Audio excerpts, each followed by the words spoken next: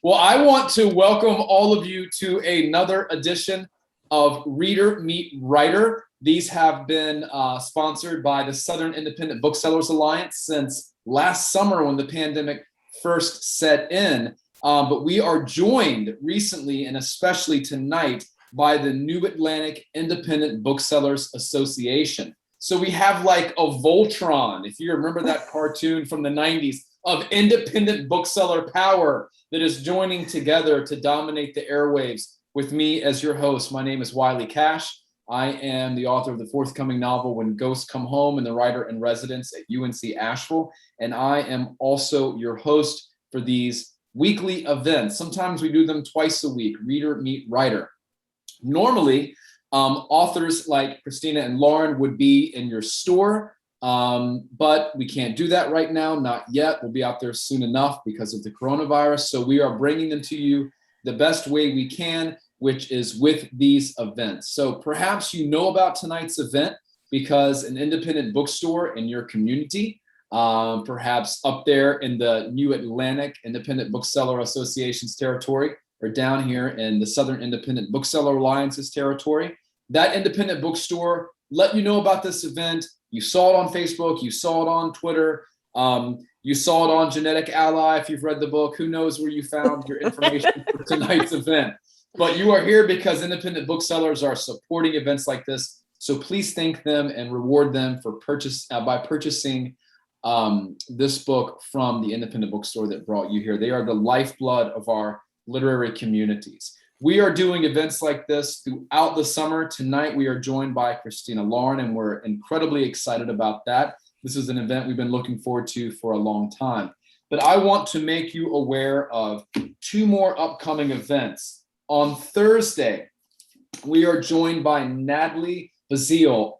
She put this wonderful book together. You know her as the author of Queen Sugar, which was turned into a show on Oprah's network. I'd never heard of Oprah. I had to look her up. Turns out she's pretty well known. And this book got a lot of attention. It is a wonderful book. It's also a beautiful book, and it's also an important book. So please join us Thursday evening at 7 p.m. And she will be with us. Natalie Bazile will be with us.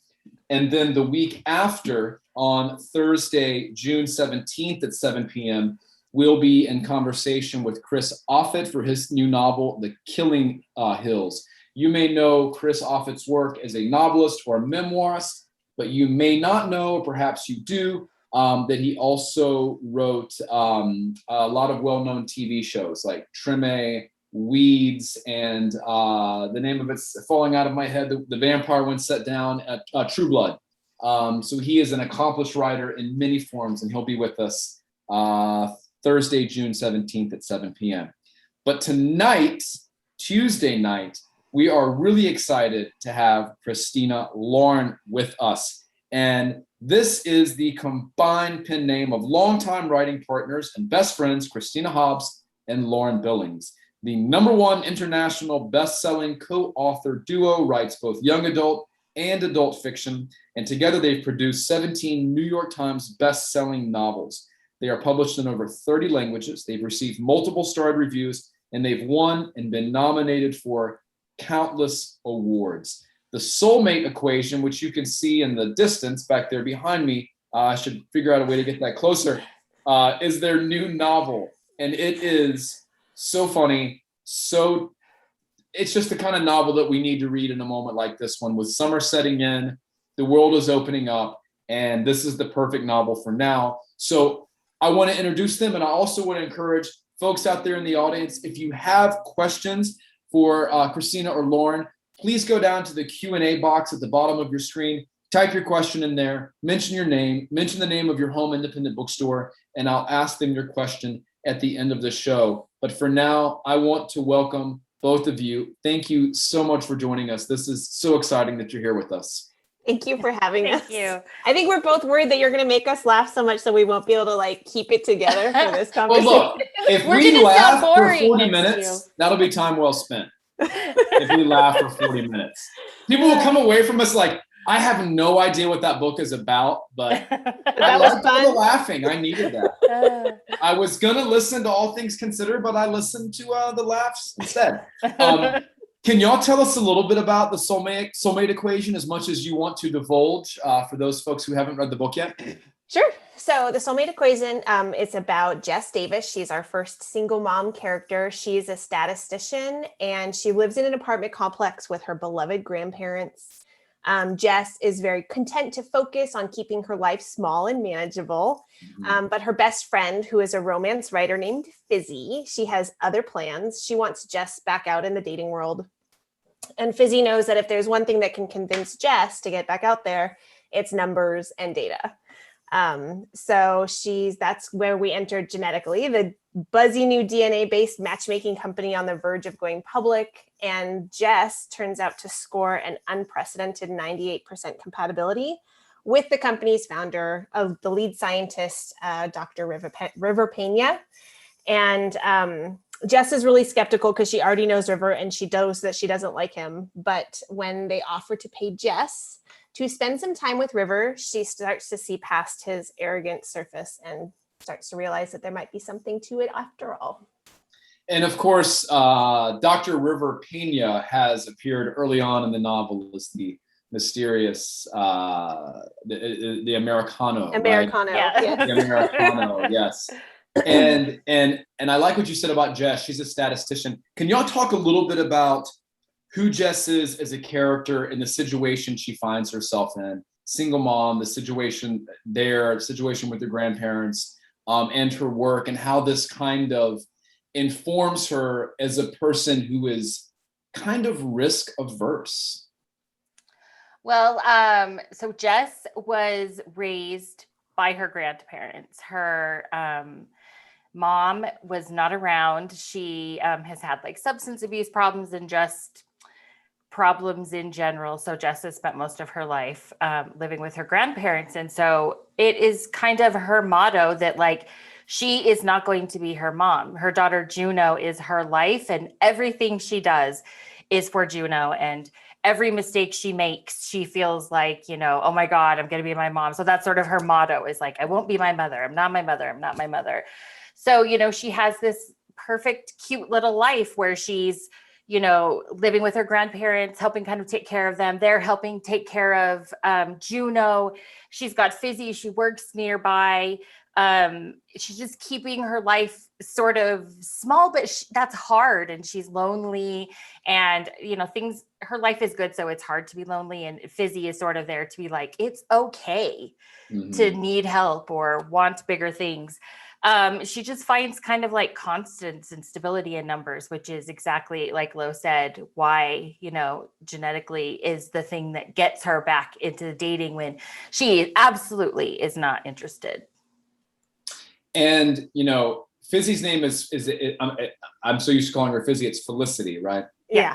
Felicity is her longtime friend, and they kind of have this back and forth every day at the coffee shop. And Fizzy is, you know, she's the best friend that you both do and do not want to have. And she serves, in the novel, she serves a lot of roles. And one thing I like about doing events like these and getting to talk to authors like y'all who know how to do it, I like asking these kind of craft questions. When y'all were thinking about Fizzy, she serves so many roles in the novel, and she was so well utilized. She's the comic relief. She's the foil. We get to know who Jess is in relief of Fizzy, right? They're kind of opposites, but she's also kind of like the narrative engine that keeps kind of sparking things.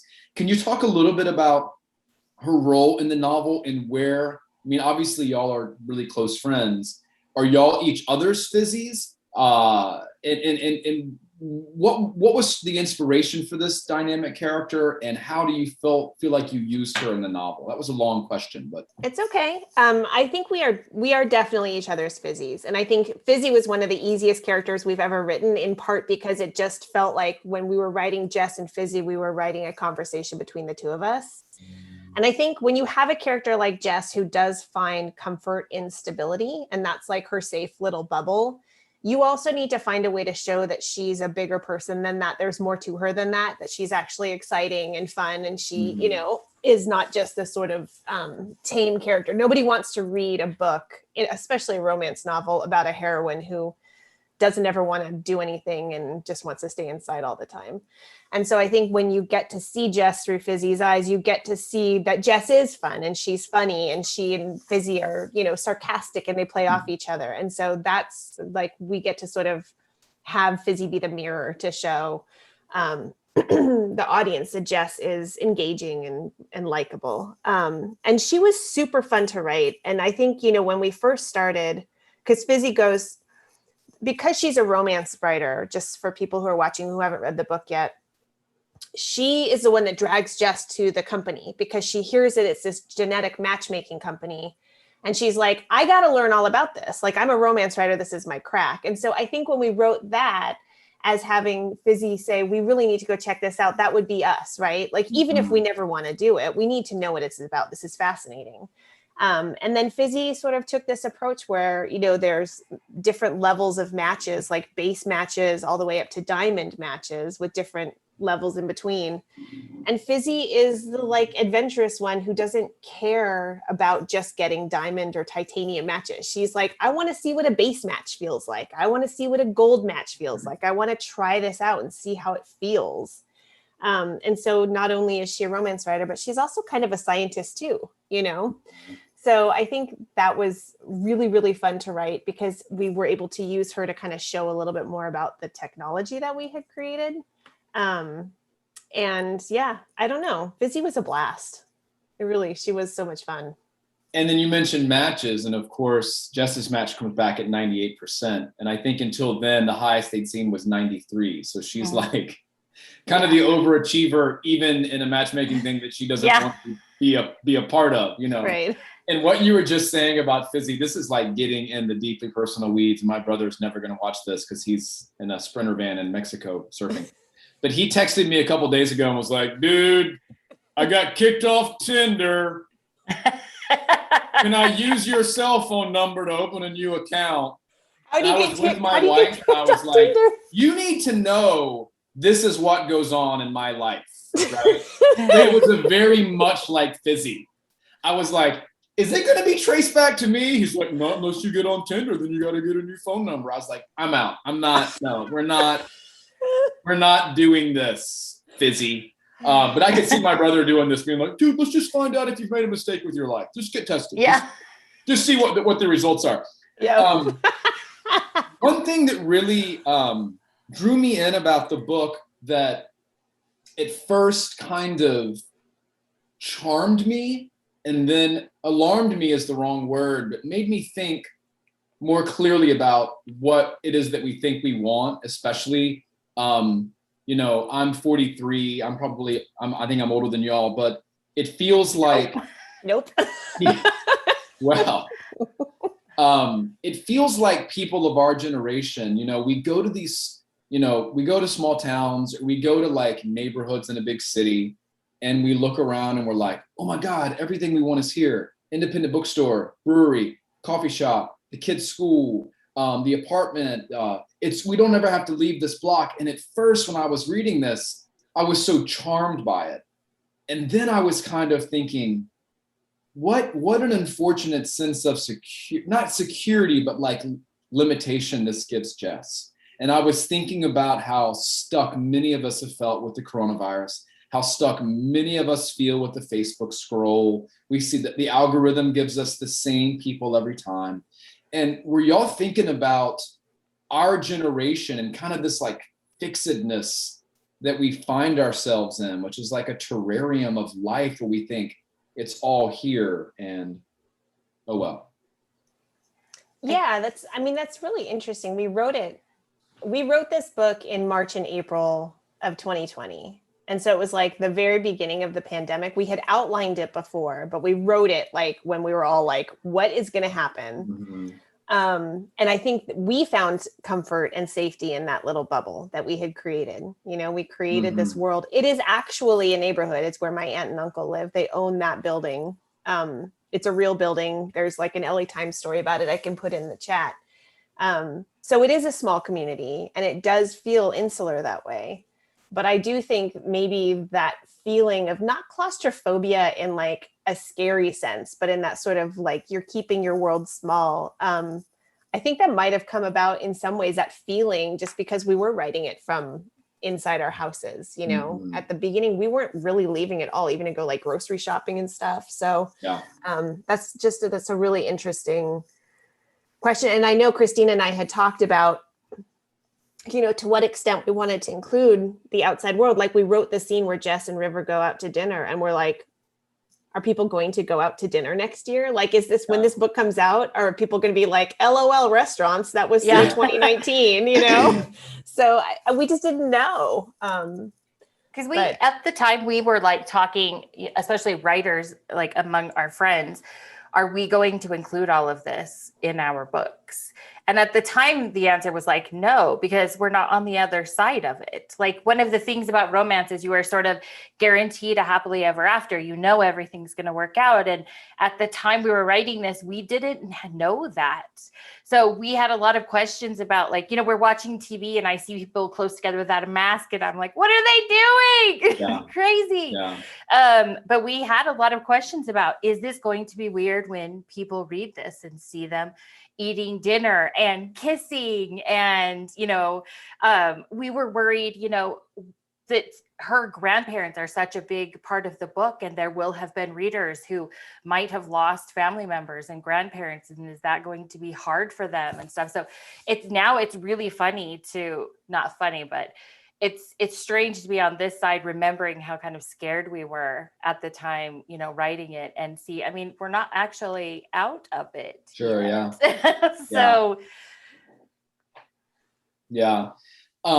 I like what you said about it. It's not like a claustrophobic thing. It just feels like so much is set. And what I loved about Jess's character, especially in relationship with her daughter, at least in the ways that she thinks about her daughter, as one of you said at the top of the show, her mom was not, very present in her life. She was raised by her grandparents, and fear limits Jess. Fear of both doing the wrong thing and getting yourself into a bad situation, but also fear of being vulnerable.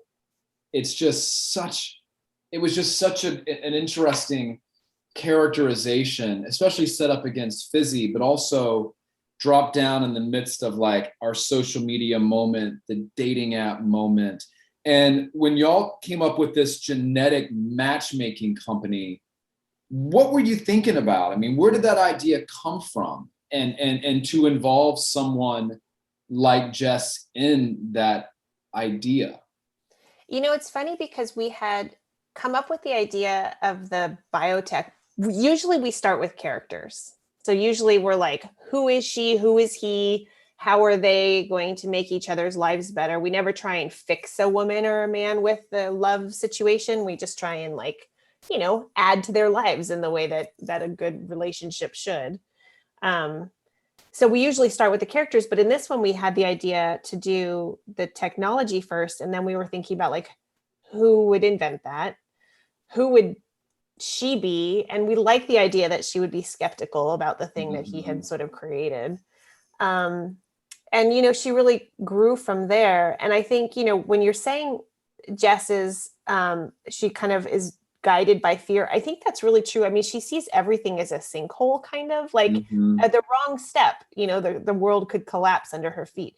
She sees, it's all a slippery slope. If she asks Fizzy to babysit 2 nights in a row, then suddenly she's, her mom. If she, does something for herself, she's selfish. She's turning into her mother. That is the rule that she follows. So, it was very easy to pair her and River in this story in that way and have them both be guided by numbers. And the technology was really fun to come up with. We had done, the 23andMe tests where you spit into the vial and you find out about your ancestry. And I know we both were getting those updates where, not just like where are your ancestors from, but like random things about yourself. Like, do your fingernails grow fast? And You know, like are you a sweet snacker or a savory snacker? Just updates in your email that you're like, why are you telling me this? I mean, it's interesting because we are all egotistical and we like to learn about ourselves, but like at the same time, it's so random. So it seemed like the DNA matchmaking shouldn't be that far off, you know? Yeah, I agree. Were you going to say something, Christina? Oh, the idea kind of came together for us when we were watching, or Lo was reading the book on Theranos, and how this technology was going to kind of change people's lives, and what River's technology could do for people's lives if it worked. And then, obviously Theranos ended up not being a real thing, but, River believes in this thing so much. And also the fear aspect is that Jess has to believe, like, River, of course, wants this to work because he has so much to gain if it does. So for Jess, it's so scary to be open, and she just doesn't know, does he really feel these things for me, or does he just want to be right and, successful? And there's the pressure now, like in the book and in real life, that everybody's watching, and like everybody's watching, everybody's waiting. Fizzy is like chronicling on almost a day-by-day basis. Everybody's asking, and it feels very much like social media. And I remember when I was dating, my girlfriend at the time, and it's like, when you getting engaged, when you getting married, when you having a kid, when you having another one, and all these attendant pressures of like getting forever right, come to bear. And it is so realistic. And I apologize for kind of smiling while you were talking a moment ago, Lauren, because I remember this scene where they're talking about dating, and Jess says, "I'll date when Juno goes to college." Yeah. And Busy's response is, hilarious and inappropriate, and I can't say it on an all over show, but she kind of really means that. Like, I want to give everything to my daughter that she can, and so she's in a real predicament. It's true. I want to remind folks, we have some questions lining up. I have a few more, and I will you're getting so many good questions. So how do y'all do this? I mean, you said you wrote this book in 2 months, and I threw up in my mouth. I hope y'all didn't see that, because the fact that you wrote this book together in 2 months is breathtaking to me. And I wonder, how do you do it? How did you do this? And was this different than the others?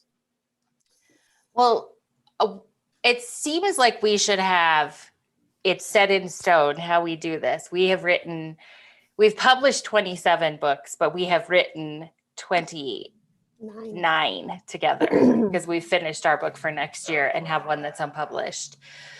But I remember going to California before the pandemic to outline this book, and we were like, all right, how do you want to do this? And it was like, I bought flashcards. I brought Post-its. Oh, maybe if we have some paper, we can stick the things to the window. And we were just laughing about how ridiculous it is that we still don't really know how to do this. And in some ways that's really good, because if we felt like we had this like unlock, I feel like it would get sort of stale and boring. And so because it's a challenge every time, we have to adapt. It also keeps us, I think, one thing we've learned is we have to be flexible in our process, because sometimes things happen, like pandemics in the middle, So we always outline in person.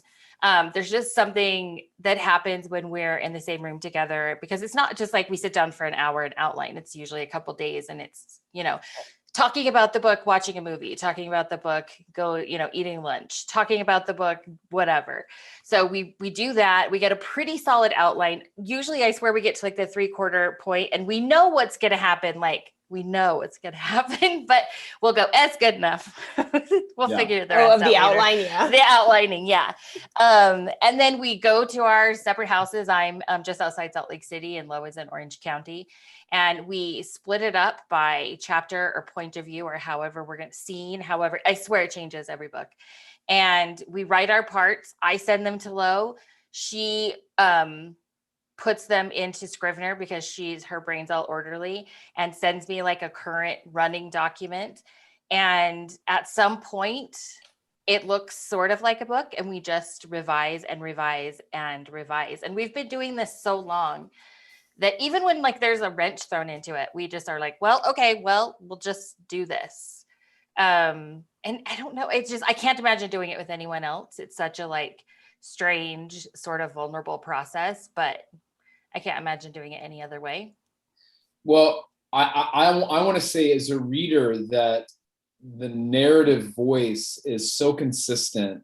It's kind of a marvel that y'all are able to reach that kind of unanimity of characterization and narrative voice. And I don't think people realize how hard that is to do for one writer to have a narrative voice be consistent, much less two writers working together. It's just really impressive. So Well, thank you. Bravo for being able to do that in 2 months. Anyway, moving on. It's not always 2 months. It really will take us as long as you give us. Yeah, I mean, we Yeah. drafted it in 2 months, but it took a while to edit. And that's where the magic really happens, is in edits, Mhm. right? I mean, you can have a terrible draft. Like we're never going to show anyone the first draft of this book. Yeah. But, you know, we spend a lot of time editing. So It's super cool. It's really, really, really interesting. So Leslie has less of a book question and more of a friendship question.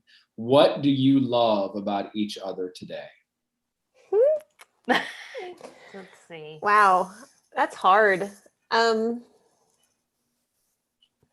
mean- Lo just, oh, what, go? No, you go first. No, you do it.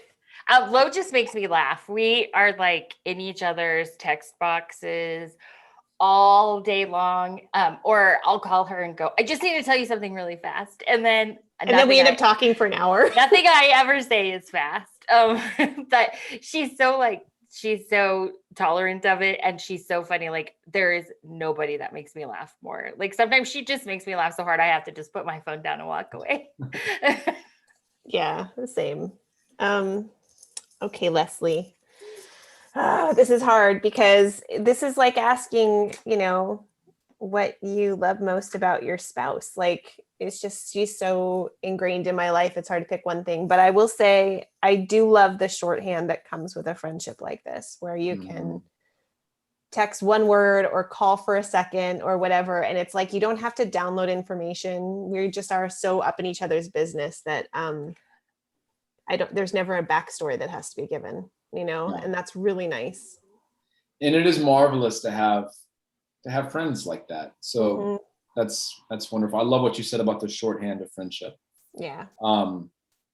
It reminds me of the joke I heard that the true miracle of Jesus is not the resurrection, but that he had 12 friends in his mid-30s. Which I agree with.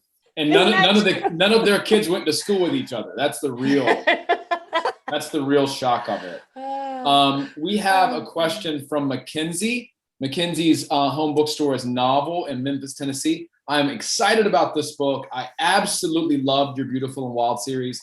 Do you think you will ever revisit these series? Our answer to this is never say never.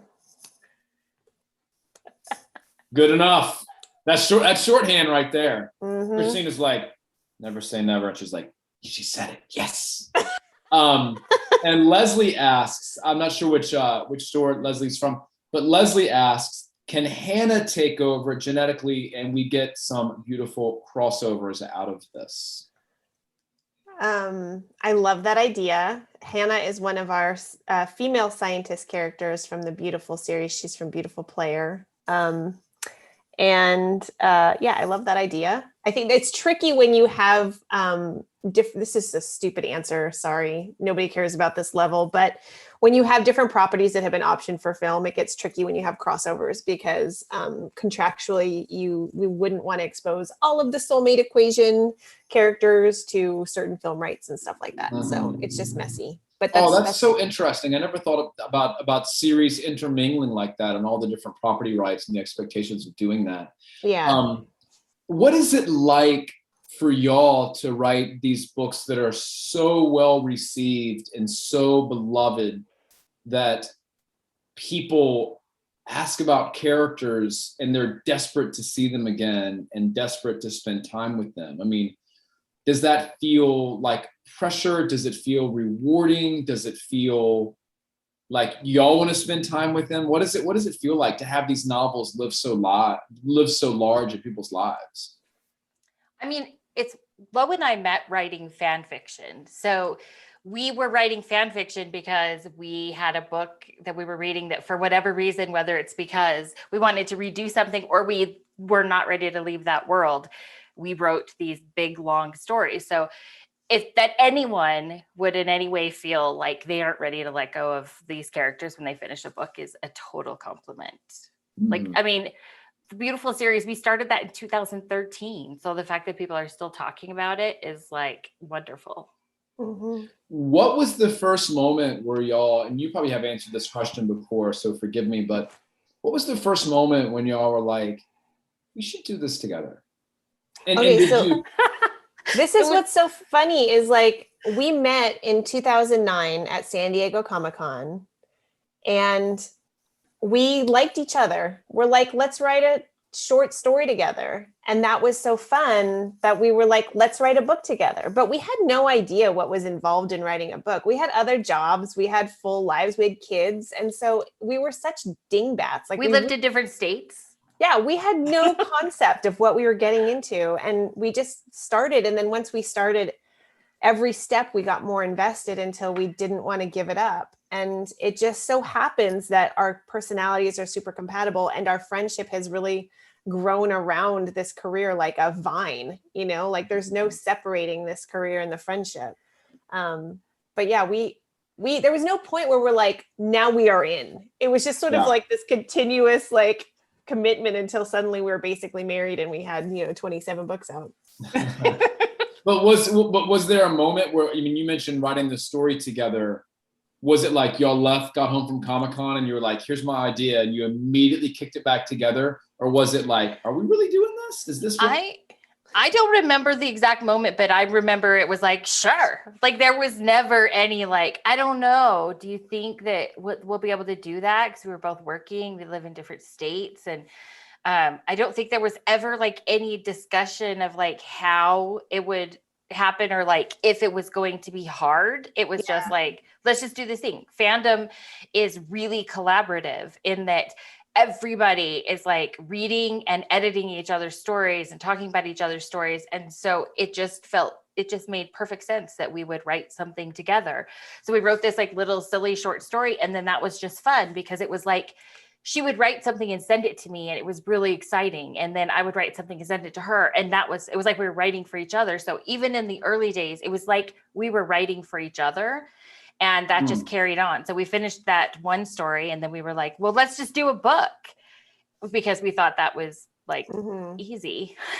Do y'all still feel like you're writing for each other? Yeah, I think that's why it's still so fun is because we have a larger audience, of course, but I have an audience of one. Like Christina is my audience. If I can make her happy, whether she's swooning, laughing, worried, unsure where it's going, like then I've succeeded, right? And so I think we have learned with our books that we can trust each other's reaction to generally be what our readers are going to feel. And so just making her happy is super fun. I mean, I think because we never really say no to stuff, we do now, but at the beginning we said yes every time we could. Like if we could make it work, we would say yes. And so I mean, I think that's why we have 27 books out, but it's also why we're still having fun is because it's like we see all of this as just this like, who let us do this? Like, who's the sucker behind the curtain that's saying yes to these idiots writing books? It's like still fun to do. So